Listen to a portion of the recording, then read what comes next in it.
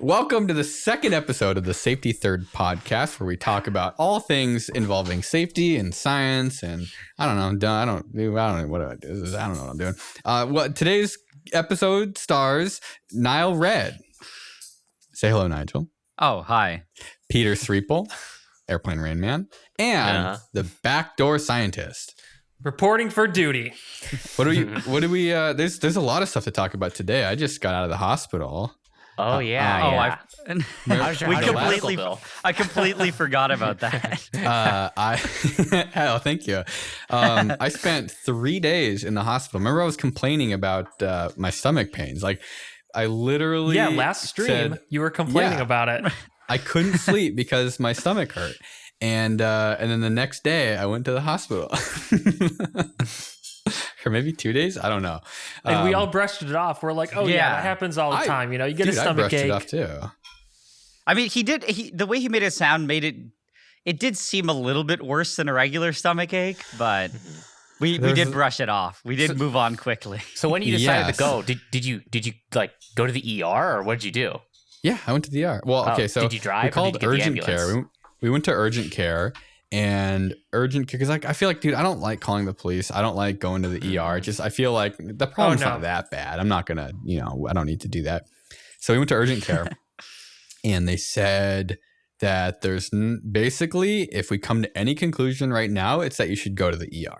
And if you leave right now, we'll just cancel the visit and won't charge you anything. And I was like, okay, see ya. I left, and we went straight to the emergency room. Okay. I really appreciate them saying that, because who knows, I could have been $100 or something, and I just went to the ER sooner than I would have. For urgent care is not too bad, and our insurance is pretty good. If we didn't have insurance, though, God knows. Yeah. So they did. I came in. I said my stomach hurts, and they're like, okay. They threw me in the CT scanner, and they're like, yep, your appendix is slightly dilated, is what they said. Like, it's just slightly swollen. So we caught it really early. Or maybe I just got lucky and it started hurting sooner than like normally it does. Because people go in for their appendix with like agonizing pain. And here I am. It's like it hurts so bad. I think it's sometimes like dying just and throwing gets up really bad really fast. Yeah. And I just I kind of come in like a little kid, like, oh, my tummy hurts. Like, so it felt wrong, though, if that makes any sense. Like, when you feel pain and it kind of like goes away a little bit, like the fact that it didn't go away just didn't feel right. And so I did we have really good insurance because Chelsea's a teacher, so I'm like, yeah, screw it, I'm gonna use it, like, why not? Yeah, the weird thing is I had an episode with like anaphylactic shock back then. I was kind of getting over it. This is like probably 6 years ago. Wow. Here's how it went. So I don't know. I think it was the acne medication. It had some serious side effects, but I took it anyways because my acne was really bad when I was younger. Dude, I've heard acne medication can mess you up. Oh, it really does. It's like no weird joke. Dreams. Like, it messes with your brain. Mm-hmm. But anyways, Kevin, the worst thing you thought of was weird dreams. No, it's like psychological. Like, it really messes with your brain chemistry. But the weird thing for me is to kill you. Wait, so what did it do to you, Peter? Oh, okay. So what it did was to put my acne from my face and put it directly on my back, which is very weird. Yes, the inside back. I had like cystic back knee. It's like you could see like a little bit of blood stains on my shirt occasionally from the zits popping. I was like, well, this is gross, but at least it's on my back, not on my face. But then I started to have like stool problems. Like, I'd go to the bathroom, but depending on what kind of stool I had, how gross would you be with this? Yeah, go for it. Dude. Okay. Anyway, so you can open up as much as you want. A bar stool? No, not that kind. It's like liquid stool, like liquid. It was bad. Okay. So Peter's trying to be scientific. So let me translate. He was taking some monster dookies. Yeah, it was bad. So it was only when it was like kind of liquid, because I would eat some very acidic stuff, which I think it permeated my intestinal liner, because I kept having this reoccurring episode when I would eat these really gnarly soups, like ramen on steroids. Like, if you've ever eaten the really Asian versions, they have all these like oils and stuff. Yeah. So I think it was like causing chili oil. Yeah, it was causing my intestinal liner to leak when I would have these liquid stools. So what would happen? I would go to the bathroom, and then what would happen was I would start kind of like have a difficult time breathing, and next thing you know, I'd have to scratch around my face and stuff, and I would see a bunch of bumps everywhere, and I would break out in a huge rash. And after that, I would actually my airway would start to close up, and I'd start wheezing. And the first time I was like, this isn't feeling good. So wait. the soups must have been really good. Oh yeah, they were. To persevere through all flavor? Of that. Peter, do you remember the flavor? It was the funny tasting ramen at like Walmart. What's the soup in the red package? Let me pull it up. Is it Shin Ramen? It's Shin Ramen. Yeah. Because I mean, that's like I'd soup's so persevere good that your asshole will explode. Well, like anyways, that's marketing, dude. They could sponsor you. Like this stuff is so good that like I ate through my GI tract dissolving. Well, and apparently like he couldn't breathe too. That but to finish my he made it through that as well. Wait, how did you guys immediately know what it was? Just the red? The red? What do you mean? You guys, everyone immediately figured out what the brand was, or Shin Ramen. Is that the flavor? Shin Ramen. It's because it's one that popular, Walmart carries, but it's also super popular. Yeah, it was really good. But anyways, I did this a total of like 3 times where I had this anaphylactic kind of like episode where it would just permeate my liner and get into my bloodstream because it happened very. Wait, what? Dude, this is turning into like boomer medical problems. It is. Like, I don't know. It's so weird. What we did last time. Last time we just complained about all our ailments. Wait.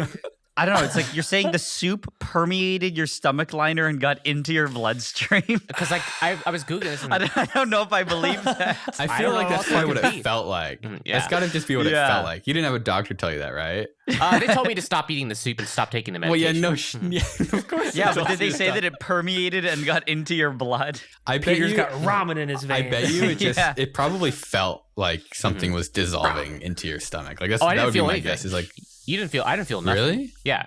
I would pass the stool and I would be like, this is weird. I'm starting to have an itchy rash, appear around my throat. And next, a rash would break out my body, and then I couldn't breathe. This brings another topic that I want to talk about. I like this is maybe a controversial opinion. No way, it's not controversial. American ramen sucks. Yeah, it's true. Like instant ramen, like the packets that you can buy in like Asian grocery stores or that we got in Japan when we were there, they are actually 10 times better. I mean, actually, I'll say the worst ramen I ever had was in Japan. Okay, I'll say one thing. Ramen is not good for you.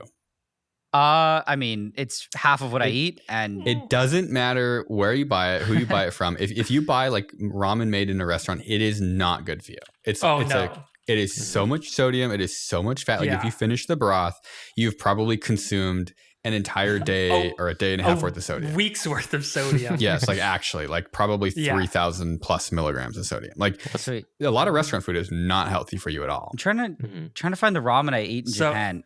It was the worst ramen I ever had. Why? So just tasted I'm looking it up. It was like yellow duck ramen. It was something like that. I don't know.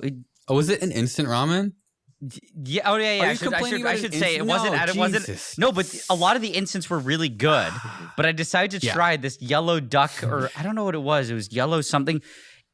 I don't really know the history of it, but I know I think Osaka, there's like a tower that sells it, or that's its headquarters. I don't know. This is weird. You can't but either say way, that you went to Japan and they had a weird instant ramen. Of course they had a weird instant ramen. No, but it was like the worst instant ramen I ever had. It made me sick and I almost threw up from it. It was horrible. It was one of the worst things I've ever had. But the other ones were good.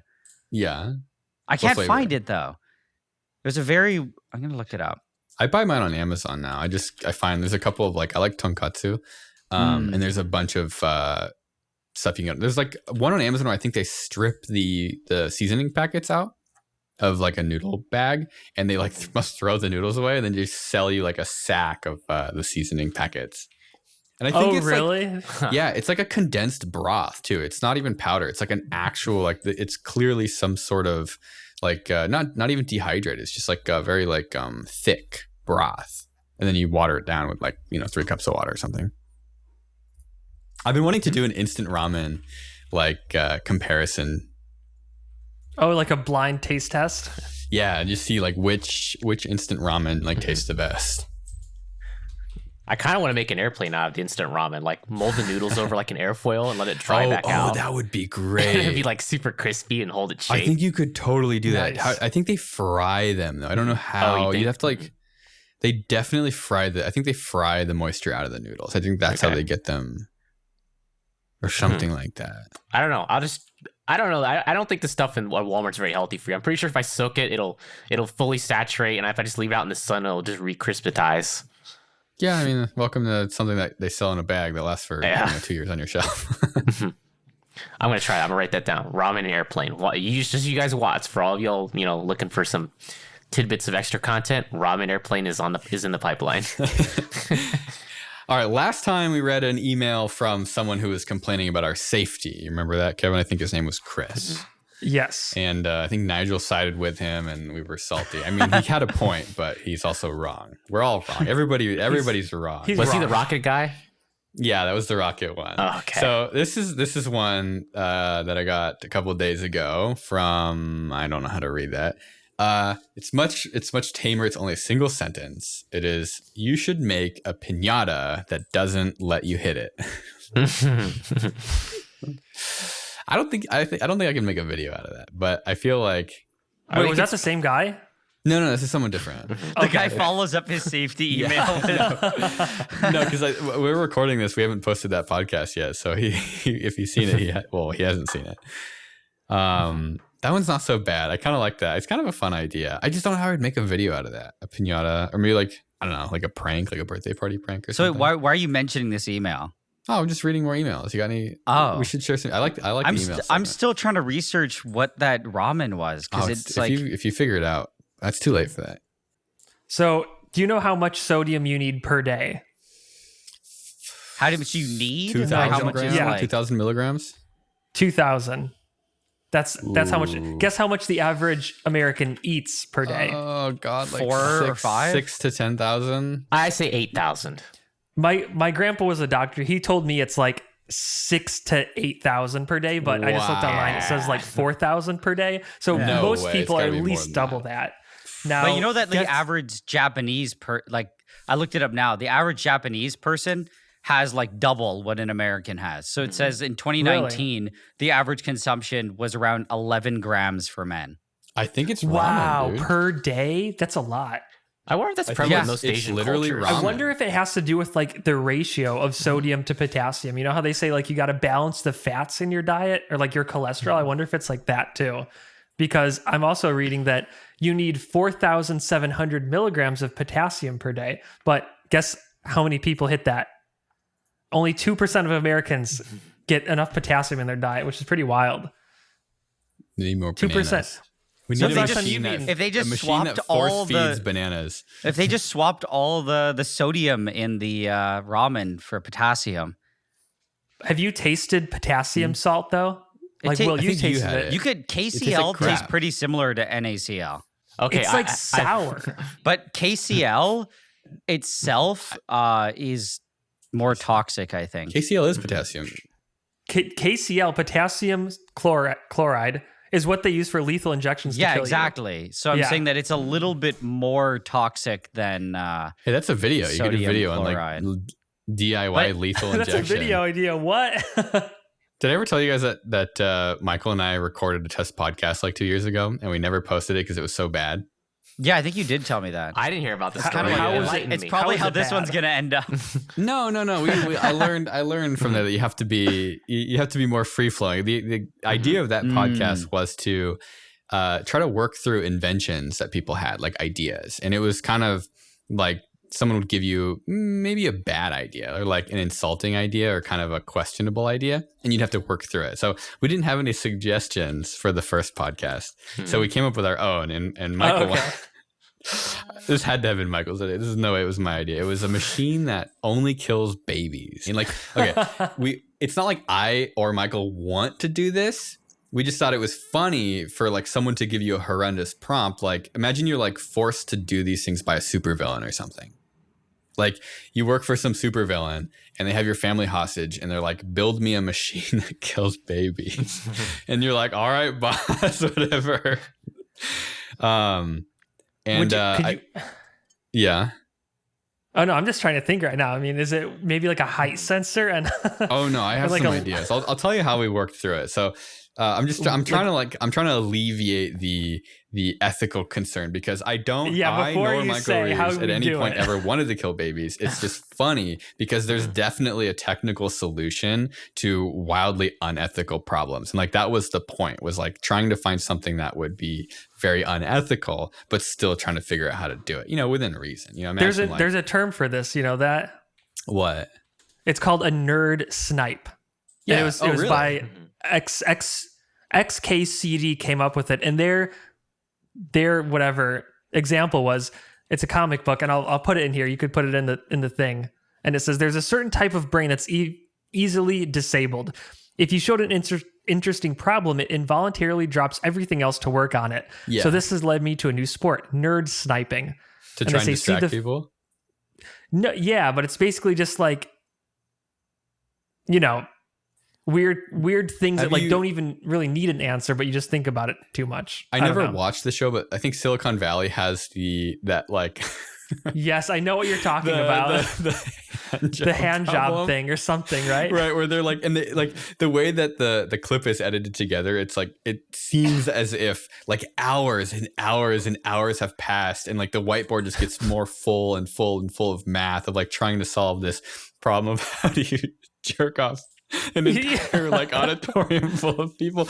And there was stuff about like height misalignments, and it's like, well, but height misalignment doesn't necessarily mean penis misalignment. And so like it was all of this like statistics. So it's about the angle maybe. Dude, it's so funny, and it's like they solved the problem, right? And they figured it out. We wanted to do that, and our problem was just a little bit maybe too much. It was, how could you build a machine that only kills babies?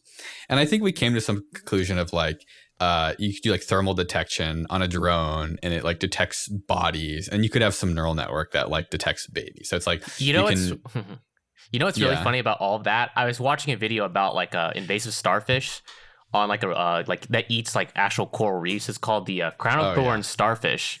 They trained an AI bot, which is neural network, to like figure out these starfish. It had like a 99.9% hit rate of like success. Wow! It would literally hover up to the starfish, stab its probe inside of it, and inject it full of something. It was something non-toxic. Was it not just a recognition with AI? It was like an actual robot. It was like, how do you tell one starfish from another? They just trained the neural network to figure it out, and eventually it had a really good hit rate of figuring these things out. I feel like neural networks are so much less smart than people think. I feel like taking that 5 minutes to do research, I just have no idea what's going on anymore. We're talking about baby killing machines, and now we're killing starfish. Like the neural network recognizes. Could you do like a pressure plate that only activates if something passes over it less than but then you'd have to like push people through. You'd have to like somehow find like a way. No, like babies don't do that. Like babies don't move. Oh, right? I know. Something that you have to jump over, or even someone would carry it. Like it's not a filter. It's a machine that actively seeks out and kills babies. So like literally this water drone. Okay, wait, I forgot. There was another. I forgot. There's another thing. There was a gun on the drone. Oh, okay. So it was a drone that went around. Well, this is beyond me. This is like image recognition algorithms and stuff. Well, because you had to be sure that you didn't kill any like children or adults. No. So you say you had to be sure. What is it? A little bit of error here and there isn't. There's some risks. Like everything has some error, but like you have to like your goal has to be to not have error. So you need to have some sort of way of like filtering out. But define the threshold between child and baby though. I don't know, 18 months. Peter's asking the real question. Less than 2 years. There's a lot of parameters here that we need to figure out. So, because how are you going to weed out like the I didn't say we had to work through the problem again. Oh, God. Who didn't grow quick enough or grew too quickly. The gates well. That would be a very difficult problem to solve. Like a very big, a big baby. Or impossible problem. Yeah. Oh, I just found the ramen I ate, and people apparently you can get it in the US. It's just it's just Nissin ramen. I've never seen it here. Maybe I have actually. But the one I got was horrible. This is what they have in all the grocery stores here. The one thing I would never try cooking is ramen from scratch. Wait, do you have a link to it? The Nissin? Wait, what was it? What flavor was it? Just chicken. Nissin? Look it up again. chicken ramen. How is that I've that seen bad? that stuff, Dude, it's not that bad. I really want to try. Maybe my thing was spoiled. It probably was spoiled. Ramen doesn't get spoiled. There's no way. It's just not just posted a picture of like a completely ordinary chicken, dude, American chicken ramen. It looks super generic, but I ate it, and it's the only thing that I was talking to my brother about this today. Like, I've never really gotten food poisoning, and that was like the only thing that got me close. Are you sure? Because it's just sodium and noodles. I don't understand. I've never thrown up from eating food. Yeah, I don't know. It doesn't make any sense. Sick, dude. But it's like, do you eat anything earlier in the day? Yeah, we ate a lot.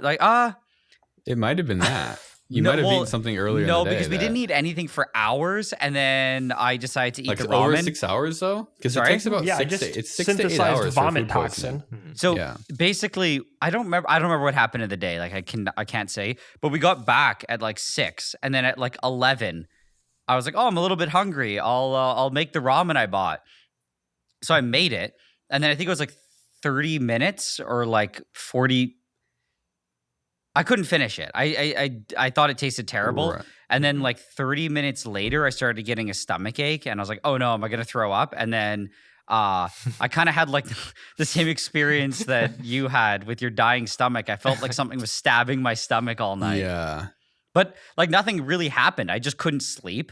And then I got up the next day, and I don't know, my stomach was just queasy the next day. Dude, I haven't had food poisoning. Like, I've only had it twice. And like recently it was like 2019, maybe 2019. Like the first time I think I ever got food poisoning was Taco Bell. And Taco Bell can't poison you. I didn't go back to Taco Bell for probably 3 or 4 years. I'm over that now. I can eat Taco Bell again. Food poisoning is such a strong memory. It's wild. Like total psychological rewire. That Nissan ramen I don't eat hot dogs anymore. Really? That Nissan ramen is the only thing that made me ever feel sick. Sorry? Food poisoning will like make you terrified of ice cream. Like genuine, like a ghost is. Well, ghosts aren't scary. What's actually scary? I don't know. The IRS. Hot dogs. Kevin, you haven't had a hot dog into being more scared of a burrito. No, not in like IRS. 8 years. Dude, I had a hot dog yesterday. Hot dogs are great. I love hot dogs. Why you got poisoned by one, Kevin? Yeah, for sure. What's the best way to cook a hot dog? Boiling. Throw it in the trash. Wait. Come on. Actually, I have a controversial. On the count of 3, what's the best way to cook a hot dog? Microwave. 1, 2, 3. Microwave. Boiling. I was gonna say microwave. No. What? No, that's the worst way to cook a hot dog. So wait, Peter. Yeah. What do you think about this? You take the hot dog, you put it in the bun, you wrap it in paper towel, and you microwave it. That is exactly what I did as a kid because that's all I could do. Yes. I did that as a kid too. You have to eat it really quickly or the bun goes stale. Dude, boiling a hot dog. I want to tell you guys a story about how I knew that I was a scientist. And it starts when I was a kid and I wanted to make a hot dog. So it was me and my friend and we wanted to make a hot dog. And we knew that you microwaved hot dogs, but we didn't know for how long. What do you mean by make a hot dog? Like you wanted to cook a hot dog or you made it from we wanted scratch? to eat a hot dog. Was it a pre-cooked one though? Yeah, it was like an Oscar Mayer wiener. It doesn't matter. It was just we were hungry and we wanted to make a hot dog. We wanted to heat it up. And I knew that you could cook them in a microwave, but we didn't know for how long. So we had a pack of 8 hot dogs and we started it at 5 minutes in the microwave. Okay. A little overdone. and that hot dog came out like exploded. It was just how would you even let it go 5 minutes? Like it would have been making all sorts of crazy. Steam would have been pouring out. It may actually have caught on fire. We wrapped it in a paper towel. Okay. I like to hear that. That's a good step. And we backed up from there. So 5 minutes was too much. So we tried 4 minutes and 30 seconds. Turns out that was too much too. Yeah. And we got all the way down to like a minute. That's almost too much. And that was 8 hot dogs, and that was about too much. And then we had 1 hot dog between both of us. Did you ever think of just like heating it up for 30-second intervals until it got No. How old were you? I don't know. Oh, I don't know. I must have been like 8 or something like that. They tasted okay? They 5? were fine? I don't know. Did you eat the one that was for 5 minutes? Yeah. No, we ate the one that was for 1 minute, and we split it because that was the last hot dog. 1 minute and 30 seconds was still what was too wrong much. with the overcooked ones? Okay, everybody listening, go put a hot dog in the microwave for 5 minutes and see what happens. Okay, I didn't ask. Here's your homework assignment. I didn't ask what was wrong with the 5 minute hot dog. I said what was wrong with the minute and 30-second one. Because of course the 5 minute one's gonna be obliterated. Wait, I thought we did this. Didn't we like microwave a hot dog or something for a super long time at your house, William? Banana. It was a banana. Banana. Yes, it was a microwave for like 20 minutes or something. Dude, that boy was 20 minutes. Oh, we fried it, dude. Someone tasted it too, right? Probably me. Why did we do that? Was it the myth that like plasma was going to shoot out or some nonsense like that or something? I think we just had too many bananas. We just wanted to see what would happen. Oh, okay. No, we did. There was a I think I said that I think if you microwave it long enough, it'll generate plasma. Broken promise. Okay, it was you. I swear the banana will make plasma and diamonds. I didn't say diamonds. I didn't promise plasma. When did you become a scientist when you were a kid, Nigel? When did I? Yeah. Kevin has his hot dog moment. What was your moment? Scientific method. I became a scientist. And then I think there was a moment when I stopped being a scientist. Yeah. And then I started again. Okay. Do you have more detail than that? So it started when I discovered fire and I liked burning things. Okay. Actually, no, I started and stopped a few times. And then my dad showed us Firecrackers. My dad did the same thing. And I loved them until... we didn't have Firecrackers. Actually... I was deprived. So, one experience was I liked putting firecrackers in a tube. And then if you put another firecracker... Or if you put a BB in front, you can like shoot the BB. Oh, God. Okay. But I decided... Like making mini cannons? Yeah, I guess. But I decided to put too many BBs in. And I lit it, but my hand, it's hard to like describe over audio, but I had my hand on like the table that it was on. And when it exploded, there were too many BBs. So instead of shooting the BBs out, it shot all like the little cement stuff. It just made a grenade? Well, it shot all the cement stuff that's in the firecracker and it embedded in my hand. And I remember it just exploded and my hand went numb. And then I had like all these little like blood blisters. So that was like my first scientific scare. I was like, oh no, because your hand goes numb and you're just like, oh God. Right. That's wild. But that didn't deter me. What happened was I progressed and got to more powerful firecrackers. And I was blowing some pretty, I don't know, I was just blowing stuff up in my backyard with my friends.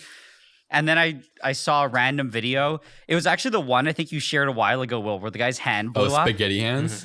When I saw that, I was like, oh, because the firecrackers we were using were getting bigger than that. And I was just like, I got super scared. It's time to stop playing with that. And that's actually when I stopped liking explosives. It's actually the day I stopped. Spaghetti hands should be like a national holiday where every kid has to watch spaghetti. Every year you have to watch the spaghetti hand video. So, I mean, I did. Boy Scouts, they would show us like child buster videos. It's like, why can't they show fireworks spaghetti hand videos? I mean, honestly, you guys ever do that? Who did Boy Scouts? I'm a big Peter, proponent. you probably did Boy Scouts. No, I actually didn't, but I'm a big proponent of that, like showing you the dangers of fireworks, like at a fireworks store. It's pretty bad. But Kevin, if you really mess up. What, Will? Did you do Boy Scouts? Yeah, I did. Did you have to watch the like child molester videos? No, we didn't do anything like that. No. You don't remember that? It was like these horribly produced like early 2000s videos of like what was not okay, and it would be like a creepy man, and he's like, oh, you want to come mow my lawn? And they're like, yeah, sure. And he's like, I'll give you $20. And then he's like, oh, you look really hot. Take your t-shirt off. Okay. Quick interrupt. My camera shut off for a second, and I just restarted it. I don't know why I did that. But did it save the video? I have no idea. Oh fuck, I have no idea. How much battery you got left? Peter has it's the got worst. It's got 54% left, so it just shut off for some reason. Oh hell yeah, we're good. Okay. They'll do 30-minute recording limits on some cameras. Okay. Oh yeah. That's true. Well, I caught it then. So because it wasn't. I was gonna say I don't think I finished answering your question about when I stopped and became a scientist, but I also don't really remember what I was saying. When did you play with like chemicals? Were you just like finding stuff under your parents' kitchen? I'll give a really abridged version. So I quit explosives, and then for Nigel, it's I think a year later, I almost started a forest fire. Well, I didn't. My friend almost did. Okay. And friend. I swore to never light something on fire again, so I didn't do that for years. Oh my god, this is coming from the guy who blew my kitchen up at my landlord's kitchen. I did not blow your kitchen up. We did it together as a team. Yeah, exactly. So I still have a fire fear. I think that's probably where it's from. I'm just paranoid about fire. Yeah. But so I don't like explosives and fire. That stopped that. Dude, I love fire, but you have to be so. I like it when it's. I like it when you gotta it's be careful not in somewhere that I own. Not in Florida. You want to never be when able it's to not on buy my property anything again because you're just like your entire wage is being, what do they call it when the government takes your money? Garnished For the rest of your life because you like infringed. Yeah, or I think it's garnished. Or if you do something and they catch you, even if it was an accident, like look at the gender reveal stuff. Oh, that's just such bad judgment. It's like almost a miracle if it doesn't go wrong.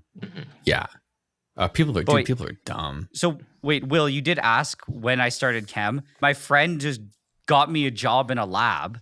And then while I was there, I was like, oh, they have chemicals. I might as well just continue doing those random things I was doing. And I was like, oh, and I also might as well just film it while I'm here. And then that's how I started the channel. Like I never really did that much chemistry. Sorry? Can we do a chloroform video? Well, do you want to one. Do you want to make some chloroform? Yeah, like what happens? Like, because I've heard that chloroform's not super effective. Like, how bad would it be to demonstrate chloroform on ourselves? Generally, I would say it's better to demo. It's better to demo ether probably, just because chloroform itself is actually toxic, carcinogenic. Okay. Yeah, it has it's not great. Whereas ether is more benign, but you need a lot. But you could do it really once, right? Like they did it all the time, so you could probably do it once or twice. What's gonna not cause any serious issues? I hear ether's actually really ether's safe. better. Ether's better. I think you can take. I think a shot of ether would be like you took like 6 or 10 shots of alcohol. Wow. So it's like you do have the. I think you can look it up, but I know what happens. What happens inside of your like what? I think how does you it feel metabolize? drunk. I think it's similar to feeling trash. It affects the same receptors as alcohol does, like GABA receptors. Good old GABA. Is this, why don't people, I mean, this sort of seems like something that maybe just tastes really bad or something. It's one of these good ones. Here we go. The mechanism and site of action are still not known in detail. That's how you know classic. Not good. Peter, Diarrhea Boy, how did you know you were a scientist? I don't know. That's such a stupid word. Let me take you That's on what every trip. kid says. I'm going to be a scientist. And it's like, all right. Well, when I discovered I wanted to be a scientist, it was the 4th grade, and there was this one kid. He, in his pocket, had a Mubachi 300 sized brushed motor and a 9-volt battery. He stuck the two together, and it was like zzz, and I was like, what is this power you possess? And I was like, what the is that? I'm like, that's so cool. How'd you do that? So I immediately went home and ripped the same stuff out of like one of my toys and touched them together. Then I knew I was God at that point. And I was like, I knew I was God. When did you figure out you weren't God? When the batteries died. But anyways, it was stupid stuff like that as a kid. And I just kept, doing stuff. I'm not a scientist by any means, but I'm an idiot with some power tools. I would describe that as like the way kids sort of see like stuff they're interested in. Sorry. Yeah. 2 things about what Peter said. It's interesting how you have a moment where you realize that you were into science, because I don't have any moment like that. Oh, but no, sorry. I was reading. No, I'm saying it's cool. I just don't. For me, I don't know. I just don't really. Nigel's like, I was born this way. Yeah. No, I just kind of did. I was born different. I feel like if you were into stuff like that, you'd be like a mechanical engineer. I laughed though because I was looking at the Ether wiki. It says citation needed, but it goes, ether causes a very long excitation stage prior to blacking out. So I feel like we could definitely test the chloroform. Surgery was like that. It's like, so you get excited and then black out. Okay, that sounds pretty good. If we talk to a doctor and they say that, it's like like nothing bad happens, just don't do it a lot. Like do it once and never do it again. I would do it. I would totally do it. I mean, I have ether. I would if someone coming up as cryptocurrency. Oh, I do not have chloroform though. Because chloroform is almost useless. Chloroform, I feel like it might be, it's kind of scary. I made chloroform in a video before, and I did too, actually. Bleach and acetone. Classic. I don't know if we can say that, but is anyone going to ask me when I became a scientist? Okay, William. Well, we need your segment. Will, I was going to ask you, how did you know you were a scientist? I don't know, dude. I just always wanted to be a scientist. See, that's how I feel most people are. You've had. I always like my mom would buy me Legos. Dude, I feel like my mom probably did most of it, like just buying me stuff that I was interested in. And like half my family on her side are like engineers. So I think there might just be something like wrong with me. I think the problem. So did you guys get like Lego kits? Will, you got them? I got them. Lego. Oh, I definitely got them. Yeah, dude. I feel like there's probably not a whole lot of better ways to spend money on your kids if they show any interest in science and stuff. Just like get them all the Legos. Yes. Like, I think the problem with finding out when exactly you're into science is it happens at too young of an age. That's why you have to, like, it's up to your parents to realize that. Yeah, you like. No, but I'm saying, like, for you to consciously remember, like Peter, it's hard because I probably decided I like science when I was too young to really. I'll give you a specific example because like this is like the stupidest one I can think of. Like there were a bunch of bricks and like wood and spikes. I mean, Dad was building a wall or something in the backyard, and it was like a pallet of like building materials. And I was like, oh, we could build like a robot out of this stuff. And it's like, no, you can't. Like you definitely couldn't build anything useful out of any of that material. But like I saw a bunch of material, and the first thing was like, how could I build a robot? And I must have been in like maybe like second grade or something. It's like, you're not gonna build a robot, little Billy. Like you're gonna sticks. Yeah, it was just like, sticks and bricks and stuff. Like, but the idea, like I had there was like a laundry cubby, and it was just like a weird little pocket in the wall where you're supposed to put laundry, but no one used it. We had it full of like craft stuff. Like it was full of like these like strawberry baskets, like little wire, like little plastic baskets, like toilet paper tubes, paper towel rolls. It was kind of like, oh, gotcha. You could build like marble machines and that kind of crap with this. And so like that was like my building supplies. Like I could build things with it. And then the first thing I ever played with that was a motor was I did a science experiment in middle school. I had to do a science fair project, and I did what batteries last the longest, and it was like AA batteries, but it was like lithium and alkaline and rechargeable and blah blah blah. And so I would just like, I built this little thing with a little motor on it, and I wired it up. And I don't even remember how I came up with the idea, because I think that was like the first thing I'd ever done that involved like a little motor. But the instant you can make a motor spin, like the door is just open, and you're like, oh, I can do anything. That's actually one of the first things I did. Was just was electronics. I didn't do. It's cheap because you have 9-volt batteries at home. Well, my dad does. My dad does a lot of electronic stuff. So it's like he taught us how to solder and stuff. Probably when I was like 6. Oh wow. You're ahead of me. I just wrap wires around like the but now you're way ahead of me. I have the worst soldering skills. Oh, you should see me as a kid. Oh my God. I did some atrocious stuff. You're doing something atrocious to the audio right now. There's some horrible screeching just now. Oh, really? Oh, I didn't do anything. Okay. But anyways, it's gone. Wrapped like wires around, like taped into the batteries, and I would shove like a piece of wood on top of the contact of the battery so I could get more leverage and hold that contact down. So you just wrap that like 3 times with tape, and then you would pray to God it would just stay together. Dude, I had an invention when I was in maybe like 4th grade. It was if you took 2 9-volt batteries and you hooked them up backwards to each other so they snapped together, they would get really hot. And I was like, I have made a heater. And I remember thinking like, you could sell it, like you could keep your food warm. You could like, have it in your gloves for when you're skiing. Like, if you did that and left it long enough, would it rupture, or do they alkaline? Not? Probably not. So it works pretty well as a heater. Honestly, yeah, it's like self-regulating, and it does like what do batteries turn into? Like what does electricity turn into? It turns into heat. So it's like a perfectly efficient use of the battery. Actually, probably. Well, I don't know. You would have to figure out. It's 100% efficient, it's like 99% efficient. Like all the energy is converted into heat. You'd want to figure out how to dissipate the heat as evenly as possible. So like that would be the only hard part. But like for being in a pinch, if you need a heater, like 2 9-volt batteries snapped together is pretty good. So 3 seconds. I had another like a follow-up question. You're asking when people realize they were scientists. I'll say when did you realize that you were a YouTuber? Oh no!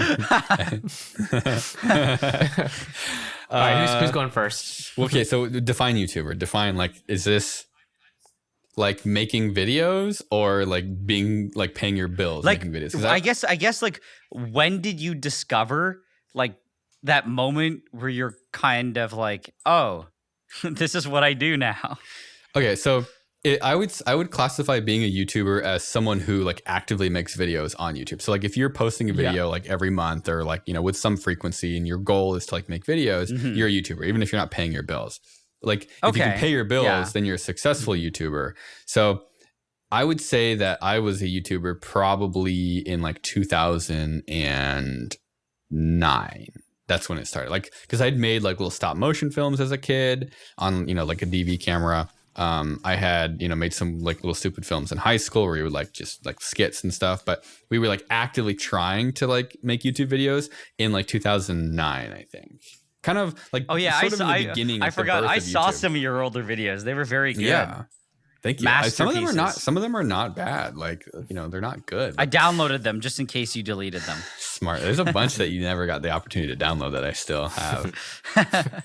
I'll have to snoop when I go to your house. Did you make videos as a kid, like before high school, like on a camcorder? Not good ones. They're all on my old channel. So like my friend and I, there's a video from 7th or 8th grade where we had to like make a commercial, and so we like sold some like marshmallow thing that would make you fat. It called I think it was like Chubby Bunny or something was our product, and we made like a really stupid video, and I think my dad helped us edit it in iMovie. I feel like because I made videos all the time when I was like growing up. Did you like? Yeah. So you did, Will, but did like Kevin and Peter? Did you guys also film, or did you just start with? Definitely, absolutely. That's what I find. Dude, it was. I'm just saying, I find that everyone did it from a young age. Yeah. Like if you like making stuff, you probably also like making videos. I just, you know, it's kind of the same thing. Well, I just feel like I find it's a natural transition from liking making videos, and you're doing it on your own with, you know, whatever you were doing, whatever topic you're doing, and then you kind of you found something, I guess, that really worked for you, right? And that other people seem to like. Yeah, because we did skits and stuff, and some of those videos, like, dude, some of those videos now have like 500,000 views, which is crazy. Like from your high school channel. Yeah, like early, college, like late high school, early college, and like some of them have a couple of thousand views, some of them have like less than 1,000 views, but like, I don't know, it never really took off. I think we had like 3,000 subscribers or something. And then I started doing just science stuff to try and get a job, somewhat ironically. And it was like more serious. Like the first videos on the channel were like, I can do engineering and I can document my engineering. Like, please give me a job, because I just like been out of school. I don't think I ever saw your original videos. I'm going to go look right now. There's one where we built a telemetry system for my friend's Formula, the FSAE race car. That they barely got the car working, so the telemetry system was pointless.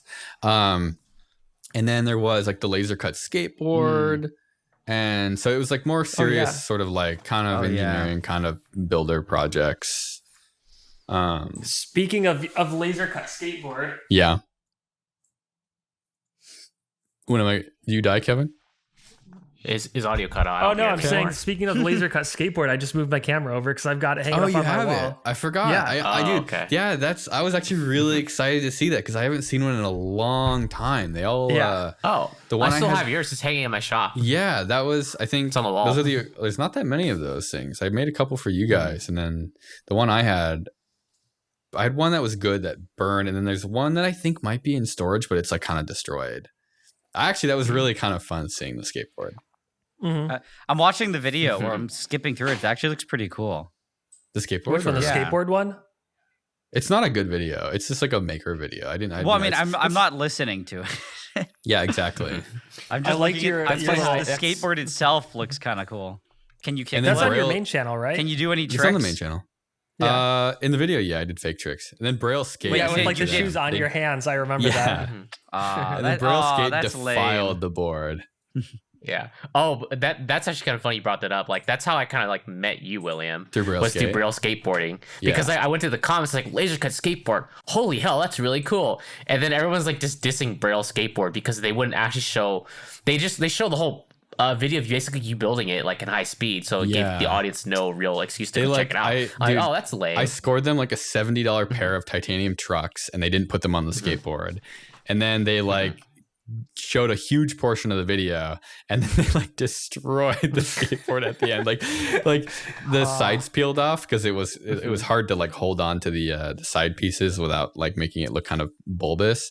And so they just started like curb stomping the skateboard, which is kind of funny now, but at the time it was like, holy shit, you guys! Like you stole the trucks, you stole the video, and you destroyed the skateboard. I think they ended up apologizing, but I was just kind of like, I don't know, like some people you can just. I mean, I guess it worked out because people felt bad for you, and I felt really bad. I went to go check out your channel from that, and that's how I found you. I mean, it was sort of a lot Peter's of it was like a pity wrong friend. subscribers. Yeah, thank you, Peter. Yeah. So Will. Sorry, how did you merge?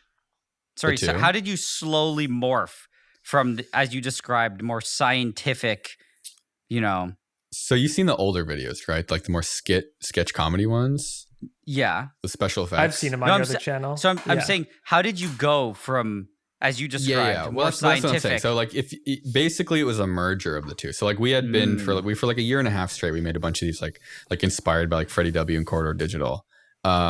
Kind of special effects and like skits and like they're a lot of they're all really dumb, and so when I did the science stuff, I kind of saw people liking the science, and then I started not caring about trying to use it for like a job reference because I was like, oh man, there's like a lot of people who do this. There was like Ben Krasnow, right, who did like does his thesis level projects, and you had Simone at the time, and I think there's you had Smarter Every Day and Mark Rober, and you had Backyard Scientist. So I think that it was kind of like I gave up. I didn't give up, but I was like, well, maybe I don't have to be like, I don't have to treat this just as like a job seeking thing of like showing stuff. I can, try to maybe turn it into more of a YouTube channel. So I definitely had the idea in the back of my head to like turn it into an actual functioning YouTube channel. But like, dude, I would never say that I knew it was going to be a big YouTube channel. Like I basically was like, it's like buying a scratcher at the store and you're like, I'm going to win $250,000, like, all you can do is try.